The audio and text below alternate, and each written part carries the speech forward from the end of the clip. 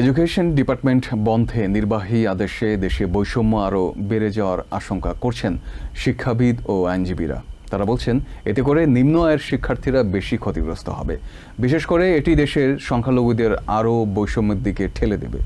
Education ডিপার্টমেন্টের সাবেক attorney শেরিয়া Smith আশঙ্কা করেন, স্টেটের শিক্ষার মান সন্তোষজনক না হলে এখন থেকে আর ফেডারেল নজরদারির সুযোগ থাকছে না। এডুকেশন ডিপার্টমেন্টের কার্যক্রম বন্ধ করতে বৃহস্পতিবার নির্বাহী আদেশে স্বাক্ষর করেছেন প্রেসিডেন্ট ডোনাল্ড ট্রাম্প।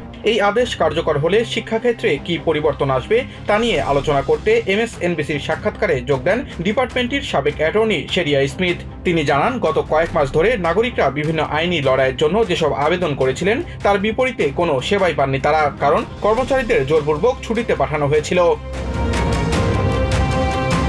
তিনি বলেন, এই নির্বাহী আদেশের ফলে নাগরিক সেবার দরজা পুরোপুরি বন্ধ হয়ে গেল।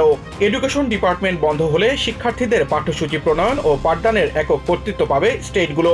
এর ফলে অভিভাবকরা অভিযোগ জানিয়ে আর ফেডারেল নজরদারির সুযোগ পাবেন না বলে জানান এই আইনজীবী।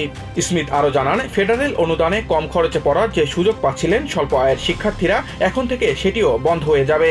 এছাড়া বিনামূল্যে খাবার বিতরণ কর্মসূচি, প্রতিবন্ধী শিক্ষার্থীদের শিক্ষা সহায়তা প্রকল্প এগুলোও পড়বে হুমকির মুখে। নিম্ন আয়ের শিক্ষার্থীদের পড়াশোনার খরচ কিভাবে চলবে তা নিয়ে স্মিথের মতো শঙ্কায় অলাভজনক সংগঠন COR এর বিশেষজ্ঞ ও শিক্ষাবিদ টনি জোনসও।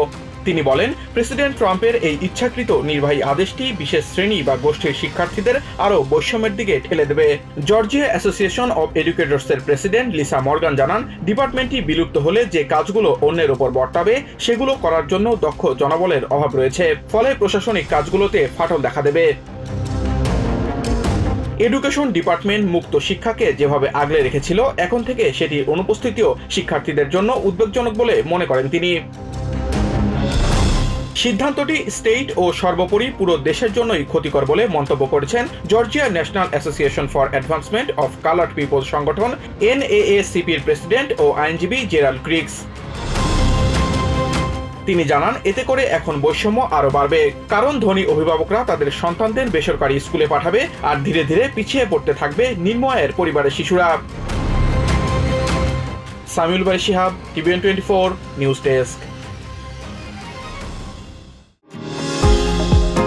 নিউ ইয়র্ক থেকে সম্প্রচারিত TVN 24 টেলিভিশন বিশ্বজুড়ে বাঙালির কণ্ঠস্বর।